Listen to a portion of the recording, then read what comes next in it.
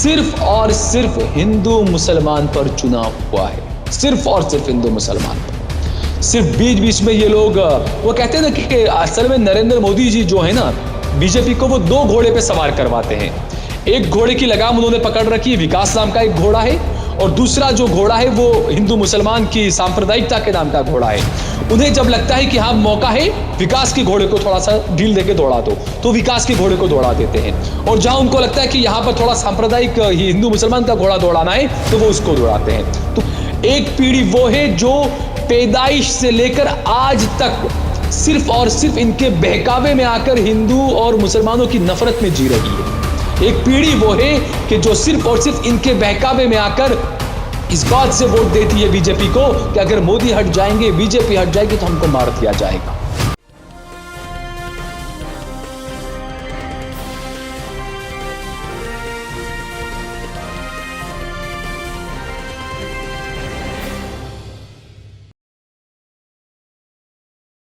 Hello, नमस्कार, आदाब, सत श्री अकाल और अस्सलाम वालेकुम। मैं हूं मोहम्मद अहमद काज़मी, लेकर आया हूं आपका पसंदीदा कार्यक्रम आपके रूबरू। गुजरात इलेक्शन के रिजल्ट हमारे सामने आ गए। आए तो हैं हिमाचल प्रदेश के भी, लेकिन गुजरात के खास रिजल्ट हैं क्योंकि उस पर दुनिया की नजरें लगी हुई थी, और बीजेपी और खासतौर पर प्रधानमंत्री नरेंद्र मोदी जी पूरी तरह से गुजरात में ऐसे लगे हुए थे जैसे पूरा एक बहुत ही अहम किला है जिसको उन्हें हल करना है, उन्हें जीतना है। आखिरकार उन्होंने गुजरात अपना होम स्टेट बचा लिया, और जो एक लंबे अरसे से जो उनकी हुकूमत चल रही थी वो फिर और आगे बढ़ गई। इस सब में क्या कुछ हुआ, खासतौर पे गुजरात इलेक्शनियरिंग कैसे रही, दूसरी पार्टियों ने कैसा कुछ हासिल किया, क्या करना चाहिए था, क्या नहीं किया। अब से पहले हमने गुजरात से, अहमदाबाद से आपकी मुलाकात सहल कुरैशी साहब से कराई है, जो देश लाइव यूट्यूब चैनल चलाते हैं और बहुत ही एक्टिव जर्नलिस्ट हैं, बहुत ही सटीक अपनी बात रखते हैं। अब फिर से मैं उन्हीं से मिल रहा हूं, सहल कुरैशी साहब से, अब इलेक्शन रिजल्ट आने के बाद। सहल कुरैशी साहब, वेलकम है आपका मीडिया स्टार वर्ल्ड को, आपने वक्त दिया। आप ये बताइए कि आपने जो सोचा था, जो पहले भी बताया था कि बीजेपी जीत जाएगी, वो बात तो सच है, लेकिन क्या जिस तरह से सीटें आई हैं, क्या उतना आपको अंदाज था, क्या कुछ है? अब आप कैसा महसूस कर रहे हैं गुजरात में बीजेपी की जीत के बाद? जी काज़मी साहब, बहुत बहुत शुक्रिया आपका कि आपने मुझे वक्त दिया अपने प्लेटफॉर्म पर बोलने का और गुजरातियों की बात रखने का। बिल्कुल, जैसे पहले भी आपके साथ में आपके चैनल पर, मीडिया स्टार वर्ल्ड पर कई हमें गुजरात को लेकर डिस्कस हुआ था, कई चीज़ों को लेकर, और उसमें मैं हमेशा ये बात कहता था कि गुजरात में मोदी को नहीं हिला पाएंगे आप। आप हिला पाते अगर केजरीवाल नहीं होते। मैंने पहले भी कहा था कि अरविंद केजरीवाल बड़ा खतरनाक काम करेंगे कांग्रेस पार्टी को हराने का गुजरात में, लेकिन वो इतना खतरनाक काम करेंगे इतना अंदाजा तो नहीं था। हराएंगे इतना पता था, लेकिन इतनी बुरी हार होगी कांग्रेस पार्टी की, ये बड़ी अपने आप में कई सवाल खड़े करती है। क्योंकि काज़मी साहब, आप देखिए कि यहाँ पर बीजेपी ने सिर्फ 150 प्लस सीटें ही नहीं ली है, बल्कि 53% से ज्यादा वोट लिया है। और कोई भी पार्टी 53% से ज्यादा वोट ले जाए, ये बहुत बड़ी बात होती है। और दूसरी बात कि जबकि आम आदमी पार्टी, कांग्रेस पार्टी, ऐसी पार्टियां भी मैदान में, और उसके होते हुए भी एक पार्टी 53% वोट ले जाए, 150 से ज्यादा सीटें ले जाए, ये बड़ी हैरान करने वाली बात है। अब आप थोड़ा सा नतीजों को आप देखें कि कांग्रेस पार्टी जो है, कांग्रेस पार्टी जिसको पिछले चुनाव में 40% से ज्यादा वोट मिला था, तकरीबन 42% 2017 में वोट मिला था, और बीजेपी को जो है वो 49% वोट मिला था 2017 के चुनाव में। जो कि इस बार आप देखिए 2022 के जो विधानसभा चुनाव हुआ, बीजेपी को 53% वोट मिल गया, और जो कांग्रेस पार्टी थी वो बिल्कुल 42% से खिसक कर जो है वो 27% वोट पर आ गई। और अगर सीटों की बात करें तो सीटें इतनी कम हो गई कांग्रेस पार्टी के पास में कि उसे गुजरात की विधानसभा के अंदर अब विपक्षी पार्टी होने का दर्जा भी नहीं मिल सकता। उसके लिए भी 18 सीटें चाहिए, जो कि कांग्रेस नहीं जीत पाई। आम आदमी पार्टी अच्छा खासा वोट यहां पर आम आदमी पार्टी ने ले लिया और 5 सीटें, क्योंकि 13% जो वोट काटा है आम आदमी पार्टी ने, वो सीधे सीधे हमको दिख रहा है कि वो कांग्रेस पार्टी का वोट उसने काटा, जबकि बीजेपी का 1% वोट भी केजरीवाल नहीं काट पाए। यहां पर थोड़ा सा मैं इस बात में कहूंगा कि थोड़ी सी मेरी गड़बड़ी यहां पर आकलन में हुई थी, क्योंकि मुझे ऐसा थोड़ा सा लगता था कि जब मैं जो शुरुआत में जो आम आदमी पार्टी ने डिस्कस हुआ था कि शुरुआत में आम आदमी पार्टी ने काफी जोर लगाया था अपने प्रचार प्रसार में, लेकिन जब मोदी को और बीजेपी को लगा कि भाई हमने तो आपको भेजा था कि आप कांग्रेस को नुकसान पहुंचाइए, लेकिन आप तो हमें ही नुकसान पहुंचाने लग गए, तो फौरन लगाम खींच ली गई। और उसी का नतीजा ये हुआ कि बीजेपी का कोई नुकसान आम आदमी पार्टी नहीं पहुंचा पाई, जबकि कांग्रेस पार्टी का 13% वोट खींच लिया। 5 सीटें, हालांकि आम आदमी पार्टी वाले ये वो कहेंगे ना कि गिरकर भी तंगड़ी ऊंची, और ये हकीकत भी है भाई, राजनीति है, चुनाव है, लोकतंत्र है, जो जीता वही सिकंदर होता है। आम आदमी पार्टी के पास में खोने के लिए तो कुछ था नहीं, यहां पर 4 सीटें जीत ली आम आदमी पार्टी ने, ये बड़ी बात है आम आदमी पार्टी के लिए। अब उसमें वो भी ये कह सकते हैं कि भाई इसमें से 1 सीट तो हमने बीजेपी से छीनी है। मैं शुरू से ये बात कहता था कि आप बीजेपी को 2 हराएंगे और कांग्रेस को 20 हराएंगे, मैंने हमेशा ये बात कही। मैंने ये भी कहा कि आप कांग्रेस बीजेपी को अगर 2% वोट का अगर आप नुकसान पहुंचाएंगे तो आप, माफ कीजिएगा, बीजेपी को आप 2% का नुकसान पहुंचाएंगे तो कांग्रेस पार्टी को आप 200% का, 20% का नुकसान पहुंचाएंगे। और वही आम आदमी पार्टी ने इस चुनाव में किया कि जो जितनी सीटें जो कांग्रेस पार्टी जीती है और जितनी सीटें हारी है कांग्रेस पार्टी, उन तमाम सीटों पर, क्योंकि मैंने पहले भी कहा था कि जब 2022 के जुलाई में, जून में आम आदमी पार्टी ने, अरविंद केजरीवाल ने गुजरात में अपने प्रचार प्रसार की जो शुरुआत की थी, वो उन सीटों से की थी जहां पर कांग्रेस ने जीत हासिल की थी, और कांग्रेस बीजेपी का जीत का जो मार्जिन था वो 1500 से 5000 वोट का था। तकरीबन 35 से 40 वो सीटें आम आदमी पार्टी की वजह से कांग्रेस पार्टी हारी है इस चुनाव के अंदर। तो ये साफ नजर आ रहा है। और मैं शुरू से बोल रहा था कि कांग्रेस पार्टी चुनाव लड़ती हुई कहीं पर भी नजर नहीं आ रही है। वो नरेंद्र मोदी ने थोड़ा सा वो पता नहीं कैसा वो कोशिश कर ली थी कि भाई कांग्रेस जगह जगह खाटला परिषद कर रही है, जबकि मुझे पूरे चुनाव में कहीं कांग्रेस पार्टी शुरू से ही लड़ती नजर नहीं आई थी काजमी साहब। और बड़ी दुख की बात यह है कि क्या कांग्रेस ने हार मान ली थी, या कांग्रेस क्या ये सोच रही थी कि गांव में हमारा कोर वोट है वो हमको मिल ही जाने वाला है। ये बड़ा सवाल है, क्योंकि आप देखिए प्रियंका गांधी नहीं आई गुजरात के दौरे पर, कांग्रेस के ज्यादा बड़े नेता कोई दौरे पर नहीं आए, राहुल गांधी एक मर्तबा आए, 2 रैली करके चले गए। इसके अलावा कांग्रेस पार्टी ने तो अपनी चुनाव प्रचार समिति का अध्यक्ष तक नहीं बनाया था गुजरात के अंदर। तो ये कई सवाल खड़े करने वाली चीजें हैं। और दूसरा, जो मुस्लिम बहुल सीटों की बात कही जा रही थी, बार बार ओवैसी साहब से कुछ लोग रिक्वेस्ट कर रहे थे, कांग्रेस के लोग और कुछ उलेमा जाकर के आप कम से कम मुस्लिम इलाके वाली सीटों पर आप अपना उम्मीदवार ना उतारे। लेकिन पता नहीं क्या हुआ, ओवैसी साहब माने नहीं माने, क्या हुआ, क्यों उन्होंने उम्मीदवार उतारे, ये एक अलग बात है। लेकिन इसका असर बिल्कुल नजर आया कि आप देखिए पूरे गुजरात में काफी सालों के बाद ऐसा हुआ कि पूरे गुजरात में 182 विधानसभा सीटों में सिर्फ एक मुस्लिम कैंडिडेट पहुंचा है, इमरान खेड़ा वाला, सिर्फ एक, 182 में। आप सोचिए 9%, 10% की यहां की मुस्लिम आबादी है, और मुस्लिम आबादी का आप उसमें देखिए कि एक विधायक मुसलमान भेज पाए हैं। और इसका श्रेय जाता है सीधे तौर पर आम आदमी पार्टी को। और दरियापुर सीट की अगर बात करें, जहां पर गयासुद्दीन शेख साहब जो थे कांग्रेस के कैंडिडेट थे, 3 बार विधायक रहे, वो चौथी बार चुनावी मैदान में थे, वो महज 5,5200 वोट से वो चुनाव हारे हैं महज। जबकि वहां पर आम आदमी पार्टी के कैंडिडेट ने 4100 से ज्यादा वोट ले लिए। वहां पर मजलिस के आईएम के उम्मीदवार ने 1700 से ज्यादा वोट ले लिए। इन दोनों वोटों को आप मिला दें तो वो 6000 के करीब करीब वोट हो जाते हैं। बिल्कुल ऐसा ही कांग्रेस के एक उम्मीदवार थे, जो विधायक थे पिछली बार, जावेद पीरजादा साहब, जो वांकानेर की सीट है, वहां मुश्किल से 15%, 20% मुस्लिम वोट है, लेकिन वो वहां से जीतते थे। वहां पर आप देखिए इस बार वो मुश्किल से 5-7 हजार वोट से हारे हैं, लेकिन आम आदमी पार्टी का कैंडिडेट वहां पर 12-15 हजार से ज्यादा वोट लेकर चला गया है।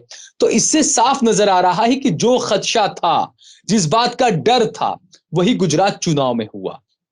अब कांग्रेस पार्टी को और एआईएमआईएम को और आम आदमी पार्टी को, केजरीवाल को यह सोचना होगा कि क्या आप इस तरीके से अपनी हठधर्मी पे अड़े रहेंगे, आप अपना अपना देखते रहेंगे, क्या आपको कुछ, क्योंकि अगर आपको पता है कि सामने मोटे हाथी को आपको हराना है अगर, तो सीधी बात है आप फिर वो एक बकरी लेकर, एक चींटी लेकर आप नहीं कर सकते हैं।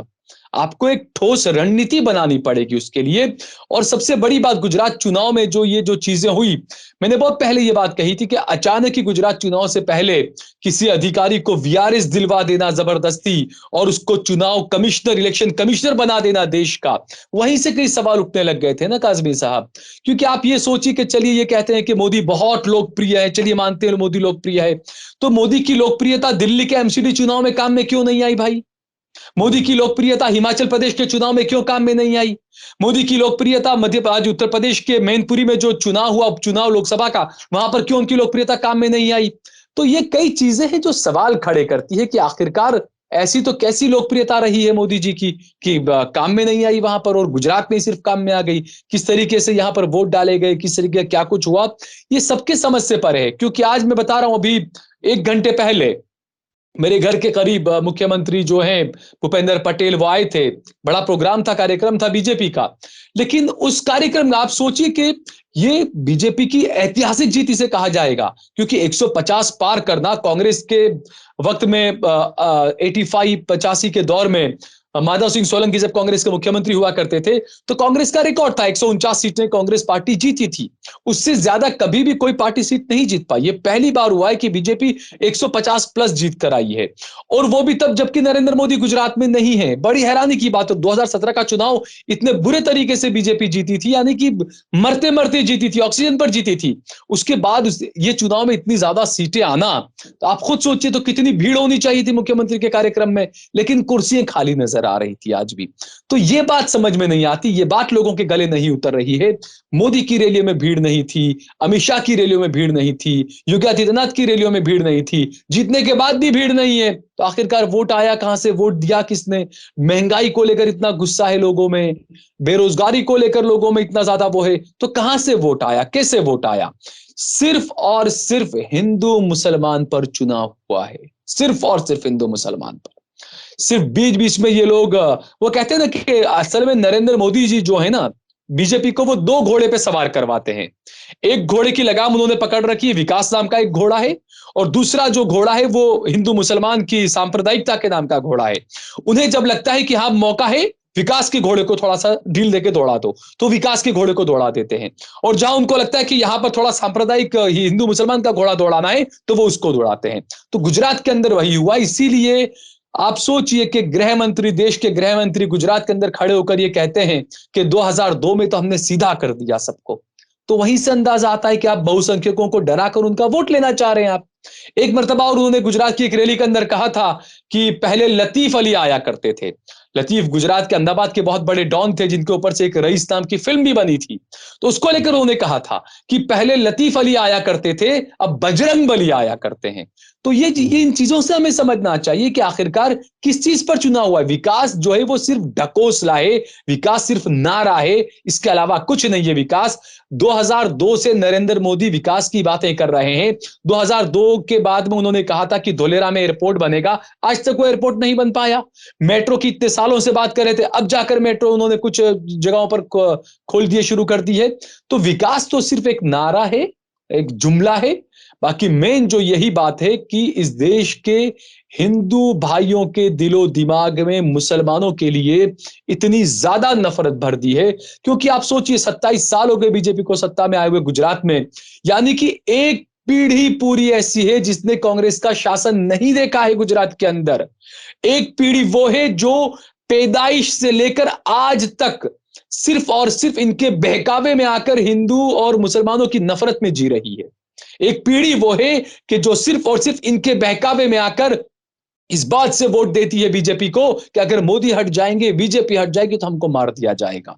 ये इसी बात पर पूरे गुजरात का वोट हुआ। इसके अलावा दूसरा तीसरा मैं तो कहता हूं सारी बातें बेकार है, कोई इसमें फैक्टर नहीं रहा। इसमें सिर्फ और सिर्फ मोदी की हिंदू सम्राट की छवि काम की है। इसमें सिर्फ मोदी का जो उन्होंने गुजराती अस्मिता की बात की, गुजरात का गौरव अपने आप को बताया, यही बोलकर कि मैं हूं तो आप जिंदा हैं, मैं गुजराती हूं तो आप जिंदा हैं, वरना दिल्ली के जो लोग हैं कांग्रेस वाले वो तो आपको मार देंगे। तो यही पिछले 27 साल से यही करते आए हैं। आगे भी यही करेंगे। और मैं तो कहता हूं अच्छा है, देखिए एक चीज की हद होती है, एक हाइप होती है, आप ज्यादा से ज्यादा कितने ऊपर जाएंगे। तो एक वो दौर भी आएगा कि यही बीजेपी इतनी जबरदस्त तरीके से गिरेगी नीचे कि बीजेपी के लोग खुद मोदी और शाह को कहेंगे कि इससे तो अच्छे हम पहले बेहतर थे कि 50 सीट तो हम जीत के आ सकते थे कम से कम। इतने बुरे वक्त में ये जाएंगे, क्योंकि लोकतंत्र के अंदर काजमी साहब किसी भी पार्टी को इतना बड़ा मैंडेट मिलना ये एक तरह से खतरा ही होता है कि यहां पर कोई विपक्षी नहीं, कोई बोलने वाला नहीं।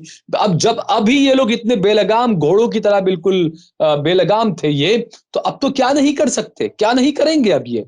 तो ये काफी मायने में सवाल खड़े करता है। दूसरा, विपक्षी पार्टियों को, मुसलमानों को ये सब चीजों को काफी सोचना चाहिए, क्योंकि जिग्नेश मेवाणी दलित नेता हैं। इस बार ये नौबत भी आ गई थी कि आखिर में बिल्कुल हारने की नौबत आ गई थी जिग्नेश मेवाणी की, लेकिन पता नहीं कुछ हुआ करिश्मा और वो जीत गए 2-4 हजार वोटों से।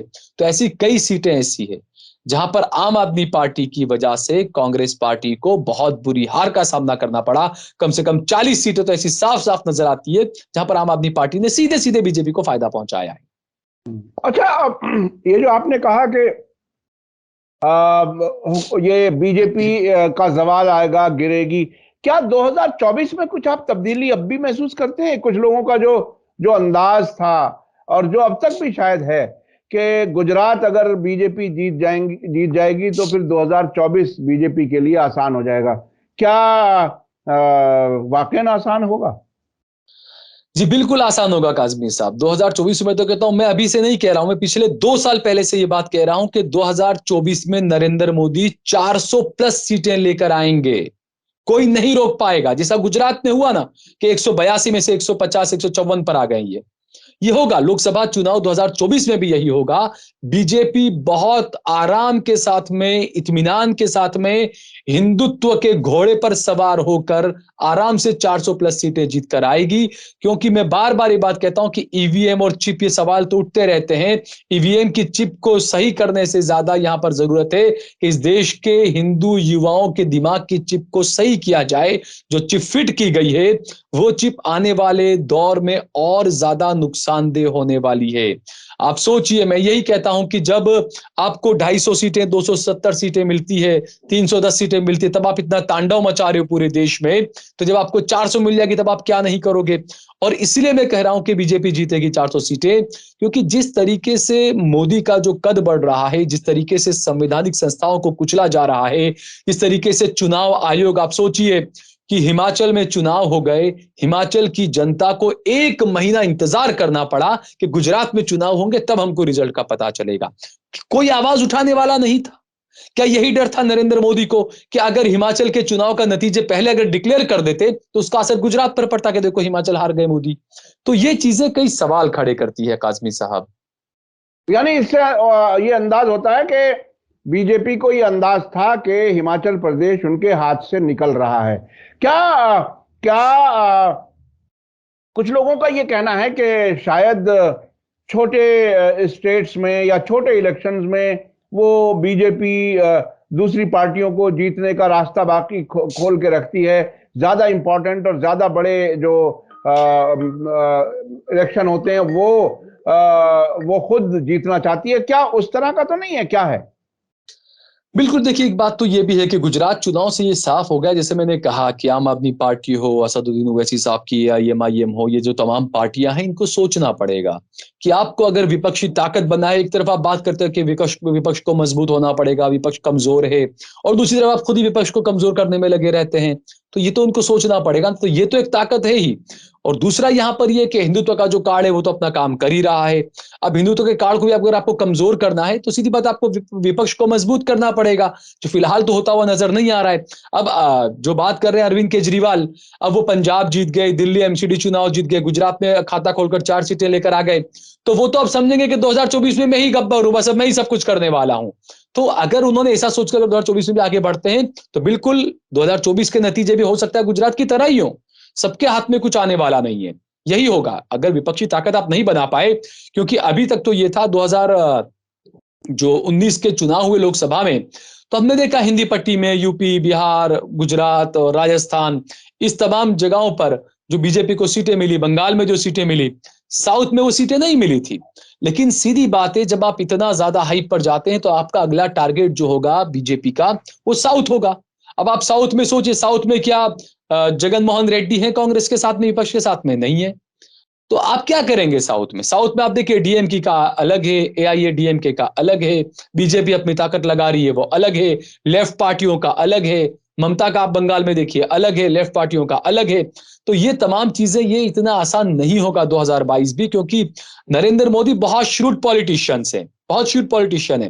वो बहुत अच्छे से समझ सकते हैं कि मुझे अपने हिंदुत्व का घोड़ा दौड़ाना है, लेकिन उसके लिए राह कौन हमवार करेगा, कैसे हमवार करेगा, कैसे मैं लोगों को ट्रैप में लाऊं, वो बहुत अच्छे तरीके से जानते हैं। और यही ट्रैप में आपने देख लिया कि पूरे गुजरात चुनाव में नरेंद्र मोदी और बीजेपी ने अरविंद केजरीवाल को टारगेट नहीं किया, खुद कांग्रेस को टारगेट किया, लोगों को भ्रमित किया, क्योंकि उनको पता था कि केजरीवाल जो पासा फेंक रहे हैं बिजली का और तमाम, थोड़ा बहुत असर करेगा इसका। और यही वजह थी कि उनको 13% वोट भी मिला। तो ये जो चीजें जो अचानक, क्योंकि पहले पहले मोदी ने जो हमला करना था किया, लेकिन जैसा मैंने बताया शुरुआत में, उन्हें पता था बीजेपी को कि केजरीवाल कहीं हमारे वोटों में सेंधमारी ना कर ले, इस वजह से फौरन लगाम खींची गई। इसी वजह से बीजेपी के नेताओं ने केजरीवाल को कहीं पर भी टारगेट नहीं किया, सीधे कांग्रेस पर ही हमला करते रहे। वो केजरीवाल पर हमला नहीं किया, क्योंकि उनको पता था कि केजरीवाल पर हमला करेंगे तो हमारे ऊपर नुकसान होगा, केजरीवाल पर हमला नहीं करेंगे। अब केजरीवाल कांग्रेस पर हमला कर रहे थे, बीजेपी पर हमला कर रहे थे, और बीजेपी जो है वो सीधे सिर्फ कांग्रेस को हमला कर रही थी। तो इसीलिए आम आदमी पार्टी बीजेपी का कुछ उखाड़ नहीं पाई, कांग्रेस का जो है वो सीधा सीधा 13% वोट लेकर चली गई। और यही 2022 के लोकसभा में भी अगर आपने रणनीति नहीं बनाई सही से, तो यही आपको रिजल्ट 2022 में भी नजर आएंगे, 2024 में भी नजर आएंगे लोकसभा में। बहुत बहुत शुक्रिया सहल कुरैशी साहब, आपने बहुत ही बारीकी से इलेक्शन रिजल्ट बताए और खास तौर पर यह बताया कि जो सेंध लगाई गई है वो आम आदमी पार्टी के जरिए वो कांग्रेस में लगाई गई है, और कांग्रेस का हाल ये हो गया कि 42% से 27% के शेयर पर आ गई, जबकि बीजेपी 53% पर पहुंच गई। ये ऐसा आने वाले लोकसभा इलेक्शन में भी होगा और दूसरे स्टेट्स में भी होगा, अगर अपोजिशन पार्टियां कोई मिल करके कोई स्ट्रेटेजी नहीं बनाती। अगर खुद अपोजिशन पार्टियां ही बीजेपी के लिए काम करना तय कर लें, फिर बीजेपी को कौन रोक सकता है। बहुत बहुत शुक्रिया सहल कुरैशी साहब, आपने वक्त दिया, इसके लिए बहुत बहुत शुक्रिया। और मैं अपने दर्शकों को बता दूं कि मीडिया स्टार वर्ल्ड मुसलसल ये कोशिश करता है कि जहां से खबर हो वहां से कुछ जानकारी ली जाए, ताकि गहराई से आपकी मालूमात बढ़ सके। इसी के साथ मुझे दीजिए इजाजत, धन्यवाद, शुक्रिया, जय भारत, जय हिंद। मीडिया स्टार वर्ल्ड के और वीडियो देखने के लिए हमारे चैनल को सब्सक्राइब करें और सीधे नोटिफिकेशन पाने के लिए बेल आइकन दबाएं। और अगर हमारी खबर सच्ची और अच्छी लगे तो अपने व्हाट्सएप, इंस्टाग्राम, फेसबुक और ट्विटर अकाउंट पर जरूर शेयर करें।